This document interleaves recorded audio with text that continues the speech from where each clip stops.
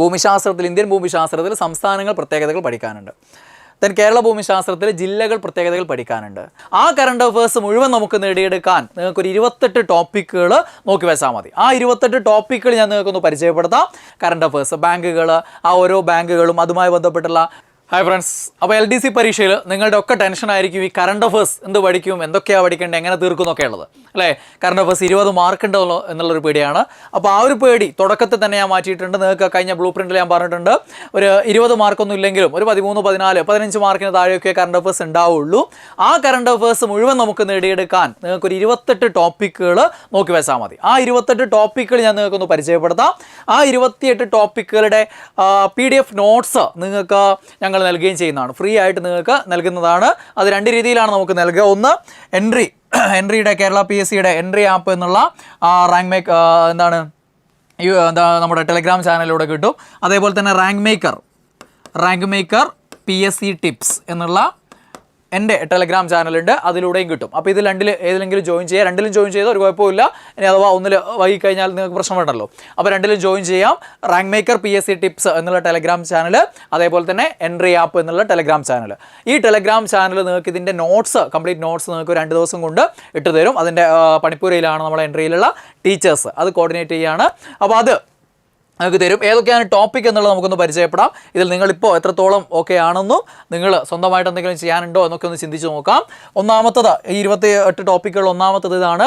സൂചികകൾ, മാനവ വികസന സൂചിക, മാനവ സന്തോഷ സൂചിക, അങ്ങനെയുള്ള സൂചികകൾ, അതേ ആദ്യ സ്ഥാനക്കാർ, ഇന്ത്യയുടെ സ്ഥാനം. ഇത് നല്ല സാധ്യതയുള്ള ഒരു കറണ്ട് അഫയേഴ്സ് ഏരിയയാണ്. കാരണം നമുക്കറിയാലോ ഇപ്പോൾ സബ്ജക്റ്റ് വൈസ് കറണ്ട് അഫയേഴ്സ് ആണ് കൂടുതൽ ചോദിക്കുന്നത്. ഈ 28 ടോപ്പിക്കുകൾ നിങ്ങൾ നന്നായിട്ട് റിവൈസ് ചെയ്താൽ ഉറപ്പായിട്ട് നിങ്ങൾക്ക് മാക്സിമം മാർക്ക് നിങ്ങൾക്ക് അവിടെ നിന്ന് സ്കോർ ചെയ്യാൻ പറ്റും. രണ്ടാമത്തേതാണ് ധനകാര്യ സ്ഥാപനങ്ങളുമായി ബന്ധപ്പെട്ടുള്ള കറണ്ട് അഫയേഴ്സ്. അതായത് ബാങ്കിങ് പോലെയുള്ള, ഇൻഷുറൻസ് പോലെയുള്ള മേഖലകളായിട്ട് ബന്ധപ്പെട്ടുള്ള കറണ്ട് അഫയേഴ്സ്. ബാങ്കുകൾ, ആ ഓരോ ബാങ്കുകളും അതുമായി ബന്ധപ്പെട്ടുള്ള പുതിയ തീരുമാനങ്ങൾ, കാര്യങ്ങൾ, അതിൻ്റെ തലപ്പത്തിരിക്കുന്ന ആളുകൾ, അങ്ങനെയുള്ള കാര്യങ്ങളൊക്കെ വളരെ ഇമ്പോർട്ടൻ്റ് ആയിട്ടുള്ളൊരു ഏരിയയാണ്. മൂന്നാമത്തത് UN ദിനങ്ങളാണ്. ഓരോ UN ദിനങ്ങളുമായി ബന്ധപ്പെട്ട്, പ്രത്യേകിച്ചും പരിസ്ഥിതിയൊക്കെ ആയിട്ട് ബന്ധപ്പെട്ടുള്ള UN ദിനങ്ങൾ, അതിൻ്റെ നടക്കുന്ന ഈ അടുത്ത കാലത്ത് നടന്നിട്ടുള്ള സമ്മിറ്റുകൾ, ഇനി നടക്കാൻ പോകുന്ന സമ്മിറ്റുകൾ, അത് എവിടെ വെച്ച് നടക്കുന്നു, അതിൻ്റെ പ്രമേയം, തീം എന്താണ്, അങ്ങനെയുള്ള ചോദ്യങ്ങൾ നല്ല സാധ്യതയുള്ളതാണ്. ദെൻ നാലാമത്തത് നവകേരള മിഷൻ. അത് കുറേ ആയെങ്കിലും ഇനിയും കുറേ കാലം അതൊരു കറണ്ട് അഫയേഴ്സ് ചോദ്യമായിട്ട് തന്നെ തുടരും. കാരണം സബ്ജക്റ്റ് വൈസ് കറണ്ട് അഫയേഴ്സ് ഒക്കെ വന്നുകൊണ്ടിരിക്കുന്നത് കൊണ്ട് ഇപ്പോൾ ഇതൊക്കെ കറണ്ട് അഫയേഴ്സിൽ തന്നെയാണ് പെടുക. നവകേരള മിഷനായിട്ട് ബന്ധപ്പെട്ടുള്ള ഓരോ പദ്ധതികളും കാര്യങ്ങളും അത് ഇമ്പോർട്ടൻ്റ് ആയിട്ട് നോക്കി വെക്കുക. ദെൻ അഞ്ചാമത്തത് നമ്മളൊരു ഈ പരീക്ഷ ഇപ്പോൾ ഈ മാസം ലാസ്റ്റ് തുടങ്ങുകയാണ്, ജൂലൈ ലാസ്റ്റ് തുടങ്ങുകയാണ്. അപ്പോൾ ഇതിന് മുമ്പേ ഉള്ള ഒരു 3 മാസം, അതിന് മുമ്പ് നടന്നിട്ടുള്ള കാര്യങ്ങൾ, അത്തരം ഇവൻറ്റ്സ്, അത്തരം സ്പോർട്സ് ഇവൻറ്റ്സ്, അതിലെ ജേതാക്കൾ, റണ്ണേഴ്സ് അപ്പ്, അവിടെ ശ്രദ്ധേയമായ പ്രകടനം കാഴ്ചവെച്ച ആളുകൾ, രാജ്യങ്ങൾ, അങ്ങനെയുള്ള കാര്യങ്ങൾ, ആ ഒരു സംഭവമാണ് ഈ അഞ്ചാമത്തെ ടോപ്പിക്ക്. അതേപോലെ ഇനി നടക്കാൻ പോകുന്ന അടുത്ത വർഷങ്ങളിൽ അല്ലേ, 2024 ഇനി അങ്ങോട്ടേക്കും 25-ലും 26-ലൊക്കെ ആയിട്ട് നടക്കാൻ പോകുന്ന പ്രധാന ഇവൻറ്റ്സുകൾ എവിടെ വെച്ച് നടക്കുന്നു, അങ്ങനെയുള്ള കാര്യങ്ങൾ. അതാണ് അഞ്ചാമത്തത്. പിന്നെ ആറാമത്തത് സാഹിത്യ അവാർഡുകളാണ്. പ്രത്യേകിച്ചും ഇന്ത്യയിലെയും കേരളത്തിലെയും സാഹിത്യ അവാർഡുകൾ. അതിൽ തന്നെ പ്രത്യേകിച്ചും കേരളത്തിലെ പ്രധാന അവാർഡുകൾ അല്ലേ, എഴുത്തച്ഛൻ അവാർഡ്, വയലാർ അവാർഡ്, അങ്ങനെയുള്ള സാഹിത്യ മേഖലയിലെ അവാർഡുകൾ വളരെ ഇമ്പോർട്ടൻ്റ് ആണ്. ദെൻ ഏഴാമത്തെ ടോപ്പിക്ക് കമ്മീഷനുകൾ, വിവിധ കമ്മീഷനുകൾ. നിങ്ങൾക്ക് സുപ്രധാന നിയമങ്ങൾ എന്നുള്ളൊരു ഏരിയ പഠിക്കാനുണ്ടല്ലോ. അവിടെ 5 മൊഡ്യൂളുകൾ പഠിക്കുന്നില്ലേ? ആ മൊഡ്യൂളുകളായിട്ട് ബന്ധപ്പെട്ടുള്ള ഏതൊക്കെ കമ്മീഷനുകളുണ്ടോ ആ കമ്മീഷനുകളുടെ ഒക്കെ അധ്യക്ഷന്മാർ, ആ കമ്മീഷനുകളുടെ ഒക്കെ ആദ്യ അധ്യക്ഷന്മാരും കാര്യങ്ങളും നിങ്ങൾ അവിടെ എന്തായാലും പഠിക്കേണ്ടതാണ്. കാരണം ആ ഭാഗത്ത് തന്നെ ചോദ്യങ്ങൾ, ആ ഒരു ഏരിയ എന്നുള്ള ചോദ്യങ്ങൾ അവിടെ നിന്ന് ചോദിക്കാറുണ്ട്. അത് കൂടാതെ അവിടെ ഇപ്പോൾ അധ്യക്ഷം വഹിക്കുന്ന ആളുകൾ, തൊട്ട് മുമ്പേ ഉള്ള ആളുകൾ, അങ്ങനെയുള്ള സ്ഥാനമാറ്റങ്ങൾ, ആ കാര്യങ്ങൾ, ഇന്ത്യയിലെയും കേരളത്തിലെയും പ്രധാന കമ്മീഷനുകളുമായിട്ട് ബന്ധപ്പെട്ടുള്ള കാര്യങ്ങൾ. പിന്നെ ISROയുടെ പ്രധാന ദൗത്യങ്ങൾ, അടുത്ത കാലത്തായി നടന്നിട്ടുള്ള ദൗത്യങ്ങൾ. പിന്നെ കുറച്ച് മുമ്പേ ആണെങ്കിലും മംഗൾയാനും ഗഗൻയാനും പിന്നെ സൗരദൗത്യം, അങ്ങനെ അതേപോലെയുള്ള അതല്ലാതെയുള്ള മറ്റ് വിക്ഷേപണങ്ങൾ, ഇങ്ങനെയുള്ള കാര്യങ്ങൾ വളരെ ഇമ്പോർട്ടൻ്റ് ആണ്. ISRO ദൗത്യങ്ങൾ. പിന്നെ നൊബേൽ സമ്മാനം ഈ എല്ലാ വിഷയങ്ങളിലുള്ള പ്രധാന വിഷയങ്ങളിലൊക്കെയുള്ള നൊബേൽ സമ്മാനം ആർക്ക് ലഭിച്ചു, ഏത് രാജ്യക്കാരാണ്, എന്താണ് അവരുടെ സംഭാവന, ഏത് നേട്ടത്തിനാണ് നൽകിയത്, അങ്ങനെയുള്ള കാര്യങ്ങൾ. ദെൻ 10ാമത്തെ ടോപ്പിക്ക് IT ഫീൽഡുമായിട്ട് ബന്ധപ്പെട്ടാണ്. IT ഫീൽഡിൽ മുൻനിരയിൽ നിൽക്കുന്ന സ്ഥാപനങ്ങൾ, അതിൻ്റെ മേധാവികൾ, പിന്നെ അടുത്ത കാലത്തുള്ള എന്തെങ്കിലും പ്രത്യേകം എന്താണ് ലിസ്റ്റ് ചെയ്യപ്പെടുന്ന കാര്യങ്ങൾ, അങ്ങനെയുള്ള കാര്യങ്ങളൊക്കെയാണ് ഇവിടെ വരുന്നത്. അതേപോലെ തന്നെ സൂപ്പർ കമ്പ്യൂട്ടറുകൾ, ഇവിടെയുള്ള നിയമനങ്ങൾ, ഓരോ മേഖലയിലുള്ള അതിൻ്റെ CEO അങ്ങനെയുള്ള നിയമനങ്ങളുണ്ടല്ലോ, ആ നിയമനങ്ങൾ, സൂപ്പർ കമ്പ്യൂട്ടറുകൾ, ഇതിനെക്കുറിച്ചൊക്കെയാണ് അടുത്തൊരു ടോപ്പിക്. പിന്നെ 11ാമത്തെ ഏരിയയാണ് സർവകലാശാലകളിലെ ചാൻസലർമാർ, അല്ലേ? എന്താണ് സർവകലാശാല വൈസ് ചാൻസലേഴ്സ് ആണേ. ചാൻസലർ നിങ്ങൾക്ക് അറിയാലോ. ഓക്കെ, VC-മാർ, അല്ലേ? സ്ഥാനമാറ്റങ്ങളും അതേപോലെ തന്നെ ഓരോ പുതിയ തീരുമാനങ്ങളും കാര്യങ്ങളും വിവാദങ്ങളിലായതും അങ്ങനെയുള്ള കാര്യങ്ങളൊക്കെ ഒന്നറിഞ്ഞിരിക്കുക. ദെൻ 12 വിദ്യാഭ്യാസ പരിപാടികൾ, കേരളത്തിലെ വിദ്യാഭ്യാസവുമായി ബന്ധപ്പെട്ടുള്ള കാര്യങ്ങൾ, അവിടെ നടപ്പിലാക്കിയ പദ്ധതികൾ. ഓക്കെ, അതിൽ വിദ്യാഭ്യാസ മന്ത്രി മുതൽ അങ്ങോട്ടേക്കുള്ള കുറേ പ്രധാന കാര്യങ്ങളൊന്നും അറിഞ്ഞിരിക്കുക. അതേപോലെ തന്നെ അത് കുറച്ച് മുമ്പാണെങ്കിലും കോവിഡ് കാലത്ത് നടപ്പിലാക്കിയ കാര്യങ്ങളും അതിനെക്കുറിച്ചും അറിഞ്ഞിരിക്കുക. അതൊക്കെ വളരെ പ്രധാനപ്പെട്ടാണ്. വിദ്യാഭ്യാസ പരിപാടികൾ ഇപ്പോഴും അത് കറണ്ട് അഫയേഴ്സ് ആയിട്ട് ചോദിക്കാറുണ്ട്. ദെൻ 13ാമത്തത് ബജറ്റാണ്. കേന്ദ്ര സംസ്ഥാന ബജറ്റുകൾ, ഏറ്റവും സുപ്രധാനമായിട്ടുള്ള വിവരങ്ങൾ മാത്രം മതി.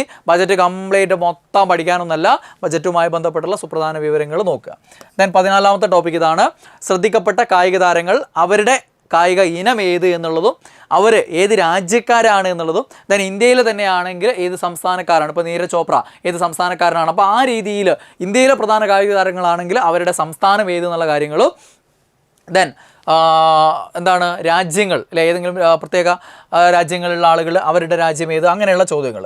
ദെൻ 15ാമത്തത് പാരാലിമ്പിക്സ്. നിങ്ങൾ നോക്കിക്കോ, പാരാലിമ്പിക്സുമായിട്ട് ബന്ധപ്പെട്ട ഒരു ചോദ്യം എന്തായാലും നിങ്ങൾക്ക് കറണ്ട് അഫയേഴ്സിൽ മിക്കവാറും ഉണ്ടാവാനുള്ള സാധ്യതയുണ്ട്.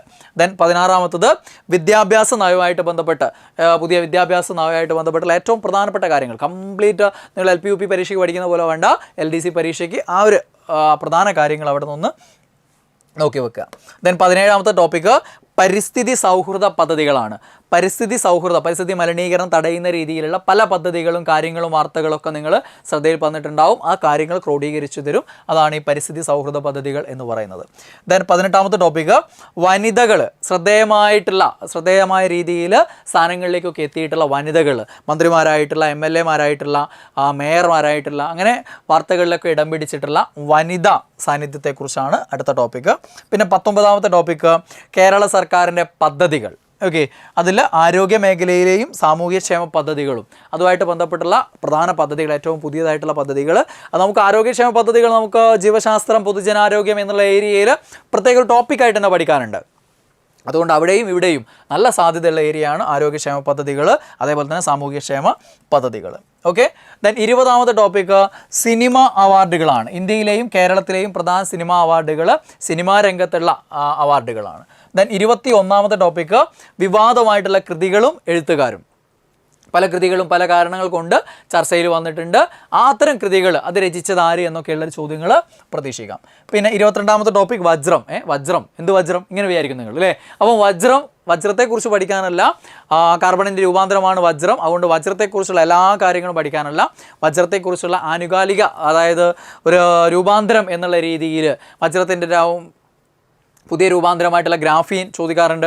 അതേപോലെ വജ്രമായിട്ട് ബന്ധപ്പെട്ട് അവസാനമായിട്ട് അടുത്ത കാലത്ത് കണ്ടെടുക്കപ്പെട്ട വജ്രത്തെക്കുറിച്ച് ചോദിച്ചിട്ടുണ്ട്. അപ്പോൾ ആ രീതിയിലുള്ള ഒരു കറണ്ട് അഫയേഴ്സിന് നല്ലൊരു പ്രാധാന്യമുള്ള ഒരു ഏരിയ ആയിട്ട് അത് മാറിയിട്ടുണ്ട്. കാരണം ഫിസിക്സ് എന്ന് വരുന്ന കറണ്ട് അഫയേഴ്സ് ഒട്ടുമിക്ക പരീക്ഷകളിലും ഈ രൂപാന്തരത്തായിട്ട് ബന്ധപ്പെട്ടും ദ്രവ്യത്തിൻ്റെ അവസ്ഥകൾ, അടുത്ത ടോപ്പിക് അതാണ്, ദ്രവ്യത്തിൻ്റെ പുതിയ അവസ്ഥകളായിട്ട് ബന്ധപ്പെട്ട് ചോദിച്ച് കാണാറുണ്ട്. അതുകൊണ്ട് നന്നായിട്ട് നോക്കുക. ദെൻ 24ാമത്തെ ടോപ്പിക്ക് കോവിഡിൻ്റെ പ്രധാന വിവരങ്ങൾ. അത് കറണ്ട് അഫയേഴ്സ് ആണോ എന്നൊക്കെ നിങ്ങൾ വിചാരിക്കും, അതിപ്പോഴും കറണ്ട് അഫയേഴ്സ് ആണ്. കാരണം കറണ്ട് അഫയേഴ്സ് അത് സോർട്ട് ചെയ്യപ്പെടുന്നു എന്നുള്ളത് മാത്രമാണ്, അരിച്ചരിച്ച് കുറയുന്നു എന്നുള്ളത് മാത്രമാണ്. അതായത് അന്ന് നിങ്ങൾ പഠിക്കുമ്പോൾ എന്തൊക്കെയോ പഠിച്ചിട്ടുണ്ട് കോവിഡ്, അല്ലേ? ഇപ്പം നമ്മൾ അതിൻ്റെ വാക്സിനേഷൻ, ഓരോ പ്രധാന വാക്സിനുകൾ, പ്രധാനപ്പെട്ട കാര്യങ്ങൾ മാത്രമായിട്ട് അത് ഒതുക്കുക.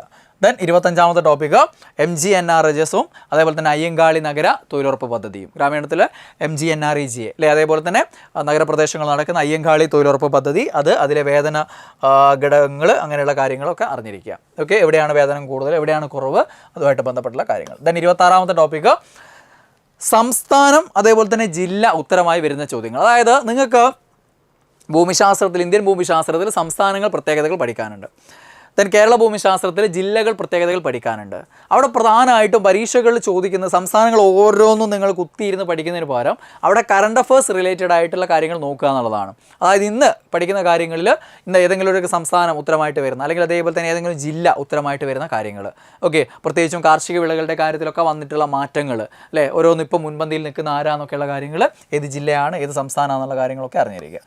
ദെൻ 27ാമത്തത് ഉച്ചകോടികൾ നടന്ന സ്ഥലങ്ങൾ, G20 ഉച്ചകോടി അല്ലെ, അതേപോലെയുള്ള പല ഉച്ചകോടികളുണ്ടല്ലോ, ആ ഉച്ചകോടികളും അത് നടന്ന സ്ഥലവും കാര്യങ്ങളൊക്കെ, അതിൽ ഇന്ത്യയുടെ എന്താണ് സാന്നിധ്യവുമായി ബന്ധപ്പെട്ടുള്ള കാര്യങ്ങൾ പ്രത്യേകം നോക്കി വെക്കുക. ദെൻ 28 കേരള മന്ത്രിസഭ, കേരളത്തിലെ മന്ത്രിസഭ, അതിൽ ഓരോ വകുപ്പും നേതൃത്വം കൊടുക്കുന്ന ആര് എന്നുള്ള കാര്യങ്ങൾ. ഈ 28 ടോപ്പിക്കുകൾ നിങ്ങൾ നോക്കുകയാണെങ്കിൽ ഞാൻ ഉറപ്പ് തരികയാണ് നിങ്ങൾക്ക് മാക്സിമം മാർക്ക് കറണ്ട് അഫേഴ്സ് നിങ്ങൾക്ക് സ്കോർ ചെയ്യാൻ പറ്റും. അത് നന്നായിട്ട് പഠിക്കുക. നിങ്ങൾക്ക് ഇതിൻ്റെ കൃത്യമായിട്ടുള്ള PDF കാര്യങ്ങളും ഒരു 2-3 ദിവസം കൊണ്ട് തന്നെ നമ്മുടെ ഗ്രൂപ്പിൽ പ്രൊവൈഡ് ചെയ്യും. അത് തയ്യാറാക്കിക്കൊണ്ടിരിക്കുകയാണ്. അപ്പോൾ ഞാൻ ഉടൻ പറഞ്ഞ പോലെ തന്നെ എന്ത് ചെയ്യുക, ഈ 2 ചാനലും നിങ്ങൾ സബ്സ്ക്രൈബ് ചെയ്ത് വെക്കുക. ഈ ടെലഗ്രാം ചാനലാണ്, ഒരു നഷ്ടവുമില്ല, നിങ്ങൾക്ക് സൗജന്യമായിട്ട് PDF കിട്ടും. റാങ്ക് മേക്കർ PSC ടിപ്സ് എന്ന് ടെലഗ്രാമിൽ അടിച്ചാൽ അതും വരും, അതേപോലെ തന്നെ എൻട്രി ആപ്പ് എന്ന് അടിച്ചു കഴിഞ്ഞാൽ അതും വരും. രണ്ടും ചെയ്തു വെക്കുക. ആ ഒരു സമയത്താണ് അത് നിങ്ങൾക്ക് ലഭ്യമായി കഴിഞ്ഞാൽ സ്പോട്ടിൽ നിങ്ങൾക്ക് ഇടും. അത് നന്നായിട്ട് ഒന്ന് അവസാന ടൈമിൽ ഈ ഒരു കറണ്ട് അഫേഴ്സ് കാര്യങ്ങളൊക്കെ ഒന്ന് ഓടിച്ചു പോയിട്ട് പോകുക എന്നുള്ളതാണ് ഏറ്റവും അവസാനത്ത് ഏതൊരു യഥാർത്ഥ ഉദ്യോഗാർത്ഥിയും ചെയ്യേണ്ടത്. അപ്പോൾ അതിനാവശ്യമായ രീതിയിൽ ആ മെറ്റീരിയൽ നിങ്ങൾക്ക് കിട്ടും. അപ്പോൾ എല്ലാവരും അത് ഉപയോഗപ്പെടുത്തുക. ഓക്കെ.